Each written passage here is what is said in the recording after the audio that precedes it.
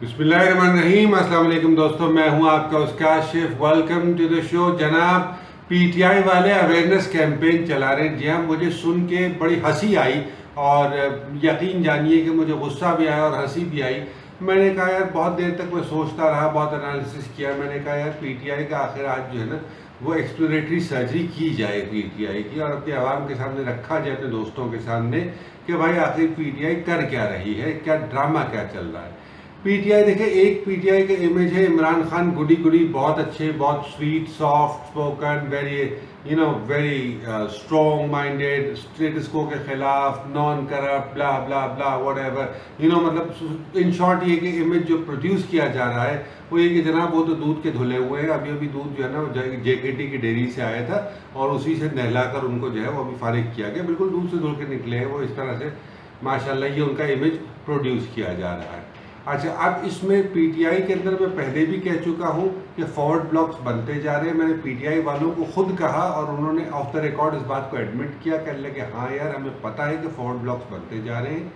और forward blocks इसमें अब 3-4 टुकड़े बन गए। बेसिकली देखिए, एक टुकड़ा वो है जो जेकेटी की सरबराही में चल रहा है, जिसके पार्ट इमरान खान भी हैं। जहांगीर खान तरीन साहब क्योंकि biggest financier of the party हैं, ऑब्वियसली उनके एक बड़ा असर रसूख है पार्टी के अंदर, और वो एक बड़ा ही is very close to Imran Khan, just like probably अगर मेरे ख्याल में अगर उनको खातून होते तो शायद इमरान खान तीसरी शादी का ऐलान जेकेटी के साथ कर देते। बट नेवरदलेस उनके बड़े करीबी मरासिम जेकेटी के साथ मौजूद है, और JKT is very much there to put everything in his mind and manipulate him and probably get things done the way nobody else can.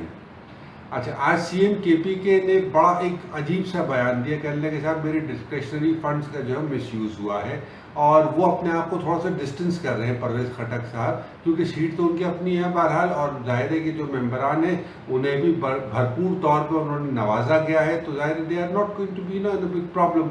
उनको कोई इतनी तकलीफ नहीं है, सब ने अपना अपना शेयर सुकून से खाया है, मंड के खाया है, और ऊपर भी भेजा है अच्छी तरीके से। जो ज़राए बताते हैं कि उन्होंने ऊपर भी अच्छा खासा ट्रांसमिट किया। बट नेवरदलेस ये डिस्क्रिशनरी फंड्स के मामले पर थोड़ा सा इशू आ गया है।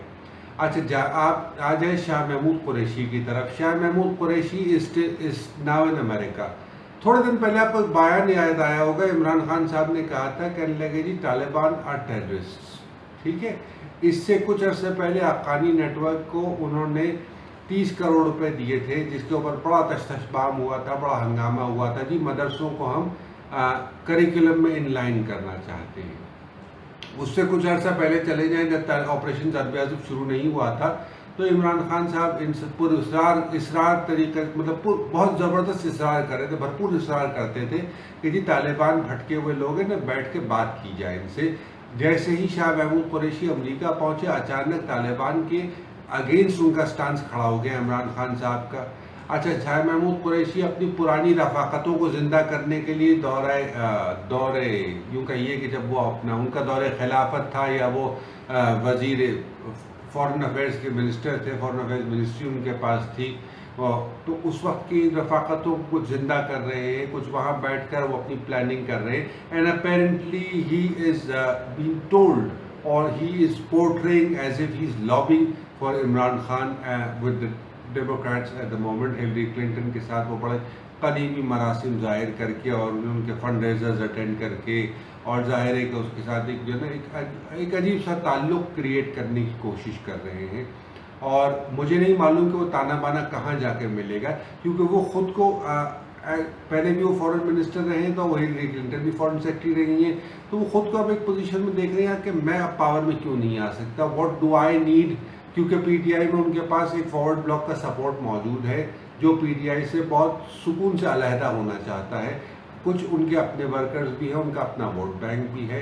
आइडियोलॉजिकल वर्कर्स तो खैर बेचारे कहाँ गर्क हो गए समझ में नहीं आता, सिवाय ट्विटर के वो कोई आइडियोलॉजिकल वर्कर्स नज़र नहीं आते। हुजूम, यकीनन पीटीआई हुजूम एक इकट्ठा कर लेती है, लेकिन हुजूम तो जनाब आपने अगर देखा हो तो मदारी भी इकट्ठा कर लेता है। ایک ज़माने में सदर में इम्प्रेस मार्केट में आज से कोई 30-35 बरस पहले आप देखते तो मदारी सड़कों पे हुजूम करके खड़ा करते थे और बड़ी अजीब अजीब सी आवाज़ें निकालते थे, बड़ी अजीब अजीब सी जो है ना हरकतें करके वो हुजूम इकट्ठा कर लिया करते थे अपने इर्द गिर्द। लेकिन अगर मेरे ख्याल में वो मदारी वोट मांगने जाएगा उसी हुजूम से, तो उसमें से शायद उसे एक वोट भी ना मिले। पीटीआई का भी कुछ इस वक्त ऐसा ही हाल हो गया है। पीटीआई के अंदर 3-4 फॉरवर्ड ब्लॉक्स बन गए हैं।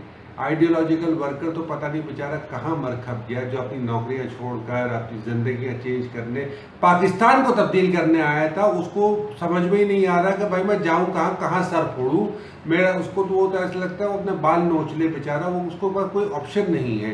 वो कहता है कि अल्लाह के यार कि हमें एक उम्मीद थी कि इमरान खान शायद कुछ कर जाए, लेकिन केपी गवर्नमेंट में जो हालात नज़र आ रहे हैं, केपी के चीफ मिनिस्टर अब बोल पड़े। लेकिन 1.5-2 साल रह गए इलेक्शन के अंदर। अगर 2018 में इलेक्शन हो गए, क्योंकि मर्दमशुमारी की मुहिम, मर्दमशुमारी के लिए सुप्रीम कोर्ट के ऑर्डर पे अगले साल का इन्होंने वक्त दिया है, तो जाहिर है कि वोटर लिस्ट मर्दमशुमारी को ऐसा तो नहीं कि 2 दिन में हो जाएगी। आपको फ़ौज की मदद चाहिए, ज़ाहिर है फ़ौज ज़रब-ए-अज़्म में मसरूफ़ है। दिसंबर में उसको रिव्यू किया जाएगा कमांड को, उसके बाद कहीं जाके मामलात आगे बढ़ेंगे। वैसे मर्दमशुमारी होती है तो इस हुकूमत के दौरान होती है, इस हुकूमत के जाने के बाद होती है, या इस हुकूमत के जाने के दौरान, इस पीरियड इक़्तिदार के दौरान रहती है। सवाल बहुत सारे हैं, लेकिन मेरा एक मानना है कि इंसान को सोच समझ कर, गौर करके और हालात के पस मंज़र को देखते हुए फिर वोट देना चाहिए। अपना और अपने अहले खाना का बहुत ख्याल रखिएगा। हो सके तो मुझे भी अपनी दुआ में याद रखिएगा। अंटिल द नेक्स्ट टाइम, अल्लाह ने कहमान।